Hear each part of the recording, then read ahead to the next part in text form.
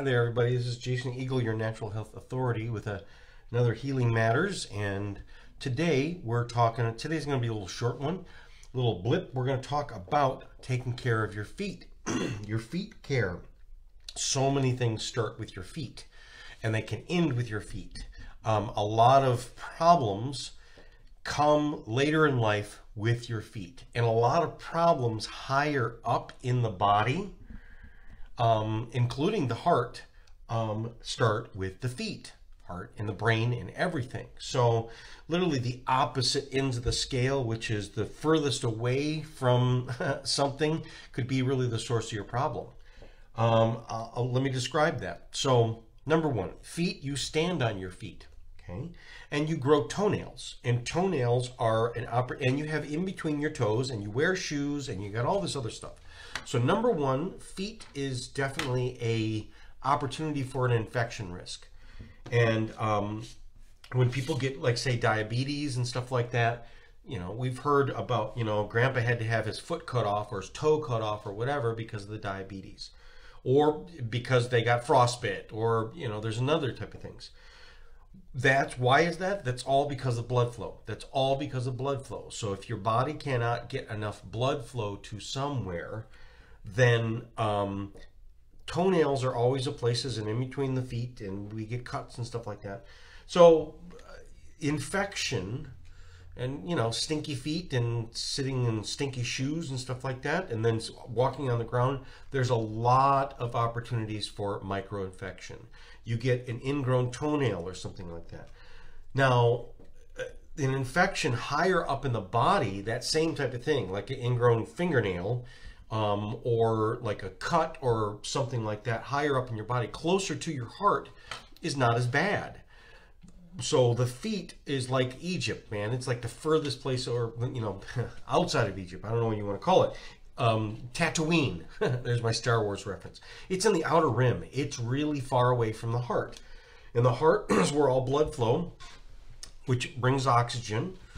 So all infection can be cured by, you know, hydrogen peroxide. So you get a cut, you get an infection, you get you know, a zit or something like that that has pus in it. You pour hydrogen peroxide and it fizzes up, and then it clears it because oxygen kills it. So your body's always sending oxygen to your feet. Now, it's the furthest place away, so the flow can be the most restricted, and it's the furthest place from your heart. And not only getting there, but getting back, because every part of your body has to have blood flow that brings oxygen. But it's like the milk truck. The milk guy so the milkman back in the day, those of you that don't remember, you didn't buy milk from the store. Milk was delivered. And in fact, when you're a lot older, even than me, they were delivered in glass bottles. And so you would always have your returnables, because they would reuse the bottles. And so he would come in the morning, and he would bring the new milk jars, and then would take away the empty ones. Now so taking away a waste product, okay, but it's a recyclable waste product. Well, sometimes people would actually put junk in, you know, if you wanted to have someone take your garbage out for you, then just throw some in the milk bottles. I'm using this as an analogy of that's how your bloodstream works. Your bloodstream means here's your new oxygenated blood, here's the oxygen and nutrients and minerals and vitamins and the food that you done ate. It gets to all your cells through the bloodstream. The hormones that you need, the immune system, all of these things are within inside the blood. So immune system is almost kind of like fighters, you know, new troops that are fresh off of you know, the training field, and then taking the old troops away that are half dead and patches on their eyes and stuff like that. So because they don't fight as good. So the new cells go in through the arteries, and the old cells, the bad blood, the deoxygenated blood that goes through their veins, that goes back to the heart. And the heart is the processing unit, because the heart is where it goes to the lungs, because how did the oxygen get jammed into that blood, and how did the carbon dioxide get jammed in that? It's because gases are able to permeate. So the gas happens in your lungs. The lungs go right into the bloodstream, into the heart. So the heart pumps the blood, bump, bump, bump, bump, and it's flushing, and it's flushing it through your whole body, but it's going through a filter, kidneys, liver, but it's also going through the grocery store and the garbage place, right? They're right next to each other, and that's the lungs. So the lungs give and take away. But the lungs and the heart does it for every part of the body. And the part that's the furthest away, it's not really supposed to be the last to get it. It's supposed to be able to get it as well and sometimes even better than other places because it's such an infection risk. Same thing with your teeth. Your teeth are always, you always can get a caraway seed stuck and then, bacteria grows in there. So even people with perfect healthy teeth, the toes and the teeth are places that are exposed to a lot of toxins. And so there's a lot of good blood flow there to take care of it. So a toenail fungus or an infected, what would you call it? Like an infected ingrown toenail. Normally, how does your body fix it? It does it through the bloodstream. So if the veins and arteries are starting to constrict and you have reduced blood flow, then things will start to grow there. Hence, a toenail fungus. A person that gets a toenail fungus, it's a problem of your blood flow and lymphatic flow. Because because a lot of people will have fungus in one or just a couple, but not all the toes. What's the difference? That fungus is always under our toes, growing there all the time. The mushroom can grow, but the mushroom only grows where it's dark and dank and out. It doesn't grow in the middle of the hallway. It grows in the closet, so less flow. So it's taking care of your feet is a sign and a symptom of being able to see what your blood flow is. There's some other signs, symptoms, which is if you start to get the on the tops of the foot where those, like if you look at the back of the hand where your knuckles are, or where those tendons are at the very top of your feet, that's where there's just basically skin and bone. That's where you feel it. If it starts to bulge up right there, that's a sign of blood flows or cardiovascular stuff, or even cardiopulmonary stuff, meaning your lungs and your heart. So the feet taking care of your feet gives you an indicator of what your health is doing. And again, like a lot of people are blown away when they hear me tell this and they go, I never thought about it, but that's true, which is a toenail fungus is the blood flow.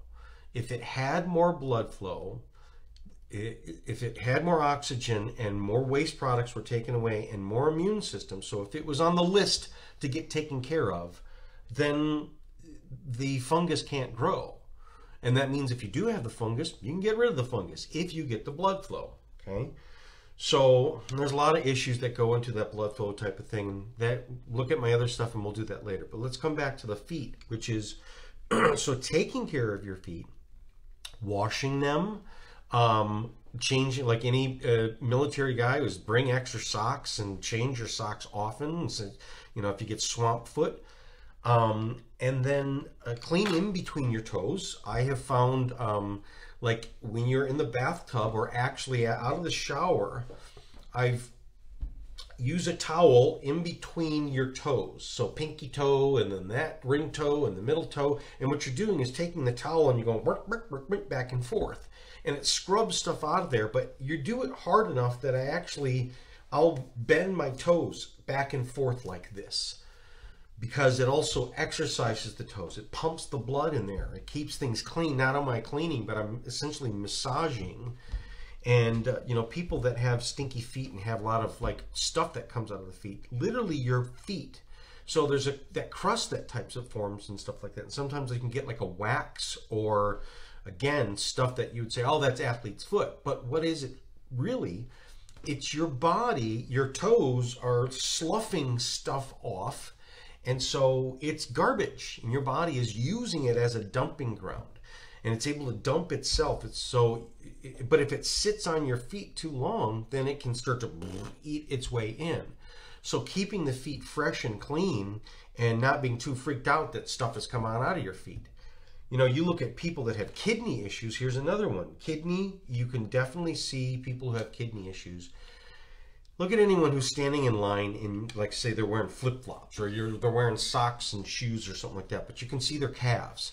and you'll see it. It's red. It looks like it's like they've been stomping grapes. You'll see people, and some of it comes with swelling. Some of it comes with this waxy type of skin, like they look like they have mannequin skin. Some of it comes with what's called edema, which is they're blowing up, but where you put the socks on, you see the sock leaves an indentation. And if you press into that leg, into that shin, it's like you're sinking into jello. That's because that's stagnant lymph. Well, those people over a period of time, you start to see the blood, or it holds onto a lot of bad blood, a lot of dirty blood, like a bruise. And so that's a kidney issue too. But those are things that you can see. And when the blood flow in the kidney can't filter through, then things tend to build up. And it's more important for you to keep your feet clean. That's what they say to diabetics. Basically going to the podiatrist and having them trim your nails if you have to, or you trim your nails. And you know, if you do get, like, say, an ingrown toenail, what do they say? Kind of cut it back and then put a little piece of cotton underneath there. I like the colloidal silver, using things like colloidal silver. If you do get like a ingrown toenail, like, you know, which is, you know, the best thing, an antibiotic type of thing. Well, oxygen. So soaking your feet, you can get in those feet soak things. You can soak them in salt water, like the Mediterranean soak or the Medi soak or something like that. I also, you know, the people that do those like foot baths, those work too. They definitely clean stuff out of your feet, but it can be just as simple as, you know, a dish tub with hot soapy water. So like Ivory soap, or even like a little bit of Dawn dish, you know, whatever, not a whole lot, but enough to make it hot and soapy. And soaking your feet in that warm, and that tends to help to really clean that out. But then if you do have a problem, using colloidal silver, using hydrogen peroxide, you know, it's not a chemical, it's just oxygen. It's just ozone. There's like these ozone gels, that's 3 oxygens. And that's essentially what your cells can, I always say, don't put anything on your skin that you couldn't eat. So like if you can also like oiling your feet, right? And people like, oh, I'll put the Jergens lotion or something like that. You wouldn't put Jergens on your salad, but you would use olive oil. You would use coconut oil. You would use avocado oil, sesame oil, beeswax, these different types of things, these natural made, and as close to natural as that possible. I like coconut oil because it also has lots of oxygen. And so literally kind of, you know, putting it in between your toes and massaging your feet, and, you know, you got that dry stuff, a lot of callus stuff, that's also a sign of lack of blood flow. It is a sign of how you walk, and I'm going to get to that other thing, which is taking care of your feet. It's also, you know, sometimes your feet need to be cradled. That's insert things like that. But let me go back to saying this is, on the infection level, is your feet really can be kept clean. Okay, and if it does get a cut or something like that, keeping the feet clean and soaking them in like a salt water type of solution and then elevating it will literally drain stuff out of them. Okay, even soaking your feet into, here's another thing, which is I want to squeeze the dirty sponge of my feet. So this would help with the toenail fungus too. If I was trying to really clear toenail fungus, you got to get more blood flow there. It's as simple as ice. So you get one of those dish tubs, and it's ice water, and then it's warm water, right? And then it's ice water, and then it's warm water. Now, not super hot water, because that'll really hurt your feet and burn. But you do want to kind of shock your feet, because the ice makes it constrict. And I'm not saying stay in there for a long time. Basically 2 minutes in the ice water, and then take them out, and then 2 minutes in the warm water. And what will happen is the ice compresses and shrinks, and then the heat, relatively, like I said, it's not super hot, but it will feel hot to you, and it will be hot, is expansive. And so it literally compresses and squeezes, compresses and squeezes. And and then after you do that, what's called contrast therapy. You can do that on a bad shoulder, a bruise, if you want to speed the healing up in any area, and in fact even invigorate it. Like this can be done for, like, if you're, say you're not sick, but you're high level, like I want to perform, like I'm in the Olympics. I want my shoulders to work better. I'm a swimmer, or I'm a runner. What did they do? This is, you saw Michael Phelps do this. Is he would do the cupping, but you could also do cold compress and hot compress on a shoulder that you're going to do workout on, and it cleans that stuff out, and it literally blood dopes it, which it means it pulls more oxygen into those muscles and gets them ready for firing. And then you go out and you do your performance, and like, bam, you didn't break any rules, but your shoulders are much, much better. This is a very, very important technique in terms of pumping stuff out. So you remember it with the feet, which is keeping the feet clean. Then we get into, if we have fallen arches, so like we like to say, it all starts in the feet. This is your foundation. So if your feet with the arches, so it's a perfect suspension bridge, is when you walk, it's this movable, and your toes are like fingers. We still have monkey feet, which is the monkey kind of grips the ground and is literally like changing for, it can go over all this terrain. And that's what the arch in the toes, but we've locked them into shoes and these pointed toe shoes. And so people walk with club feet. And then certain people with back damage, like in the low back, they lose the nerve that goes to the arches, and the arches fall. So a lot of times people that you say that were born with fallen arches, ask them about their birth, and a lot of times there was a birth trauma. They were a breech baby, and they came out with that sway back.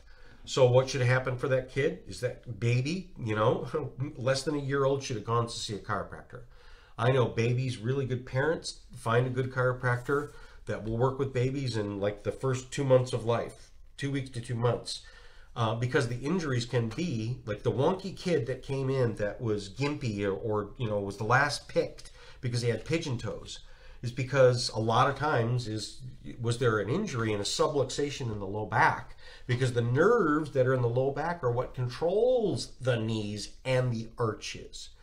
So to fix the arches, you got to fix the back. But with fallen arches, you are constantly, the foot is rolling in, which is then twisting the ankle, which is then twisting the knee, which is then twisting the hip. So the person that has to have the hip replacement, it's because 30, 40 years ago, she or he did not wear an arch support, and they walked around in flip-flops now, and now even worse, Crocs, these crappy shoes that allow you to walk just like a club foot, you know, penguin. And there are so many people walk just, you know, you wish you could be me. Like, everywhere I go, I'm like, oh my God, please make it stop, because I can't stop looking at people, and you can see people. And I'm going to tell you, there is a huge correlation between the overweight teenage 20, 30-year-old boy or girl who is now pushing carts at Kroger's or bagging because that's the only thing they can do. And you could say, well, maybe they're retarded, or maybe they have some mental or maybe they're autistic or something like that. Okay, I'll give you that. But look at their feet. I swear to God, you'll be blown away. You'll see so many of them in like these, especially the big ones, is they're in these shoes that they're like, just like they're walking on the edges of the shoes. And you can see them that they are almost like, again, the toe walkers. I did a video on that, which is people with mental stuff walk on their toes. So that means is you could reverse mental stuff by changing how you walk. Because that's how it works in the brain. You can get at it both ways. So you can fake the body making dopamine and serotonin and the happy hormones just by faking a smile and faking a laugh. Your body doesn't know the difference. You literally, if you got depression, frowny depression hormones in your body, and you literally are crushing your body's physiology, just by changing the muscles of the face that are keyed into that, so we can change the pump. I'm saying the same thing is with the feet, because the feet are the brain. And so the correlation between people not living their best life, and maybe it's because they were damaged when they were a kid, right?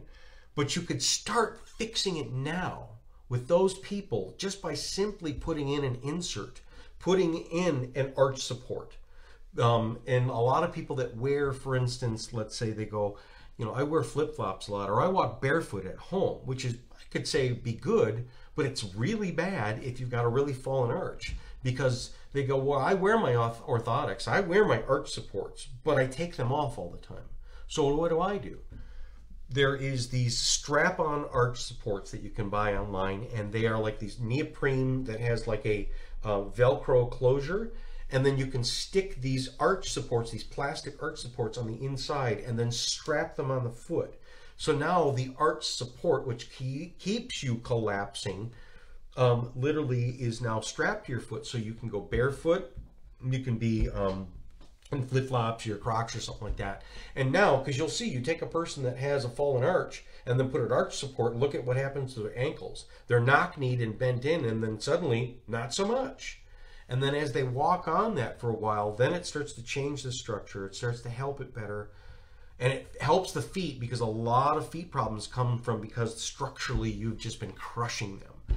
You know, like we shame the Chinese for doing feet binding or Japanese binding, where they would bind these ladies' feet when they were kids to turn them into these just shriveled up little, what they call lotuses or something like that. Well, a lot of people are doing the same thing, but the other way, they're just letting them go. But see, that, if you catch it early, listen to what I said, is, you know, don't ask me, I can help you, but don't ask me about like, what's the best hip surgeon. It stinks for you because it's too late. Because, you know, let me tell you, people that have an early time, it changed the feet. You get the feet working correctly, and arch supports and correct shoes and these other and exercises and that work on your feet, because an atrophied arch muscle can actually be rebuilt. And so you can change the feet, you can change the structure of your feet. And what I'm saying is not only, you know, this show is all about the feet, but the feet's all about everything. The feet is all about how your brain works. The feet is all about how your structure works. So, you know, neck problems that you have to go see your chiropractor or whatever, and that forward head posture, did it start in the feet? And could I help it by working on my feet? Absolutely, it's huge. And so the better care that you take care of them. And then, so like I said, some of the exercises that you can do is look at gymnasts, people who are the best on their feet, like Simone Biles, those type of people, like my wife, like other people, and you see that they do their warm-up, and a lot of them, same thing with ballerinas, okay? Ballerina dancers, ballet dancers, is they are up on their toes. And so you'll see them, is what they'll do is they will do a lot of exercises where they'll literally bend and crunch on their toes. And then literally you can stand on your toes. You can stand on your toes, tiptoes, like fingers like this, but you can also bend them in like knuckles and walk on them like that. Now you probably can't do that yet, but what you can start doing is you can start bending them forwards and backwards. Going to the pool is a great thing if you got bad feet, you got bad arches, is you get to a community pool, that therapy pool or a hot tub or something like that, and you start working with the feet. Because you may not be able to walk perfect on land, but you can walk perfect and put the pressures on your feet, building your brain in water.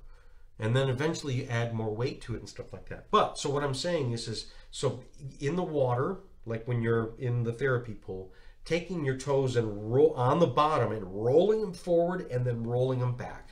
Basically, like you would with your fingers, is crunching them, like making a fist, but I'm talking about your toes. So you have to have something to push against.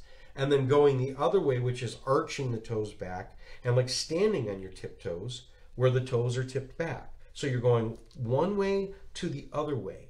And like I said, a lot of gymnasts do that, and ballet dancers, because they need that limberness. So it's kind of like cracking their knuckles, and they'll work on that.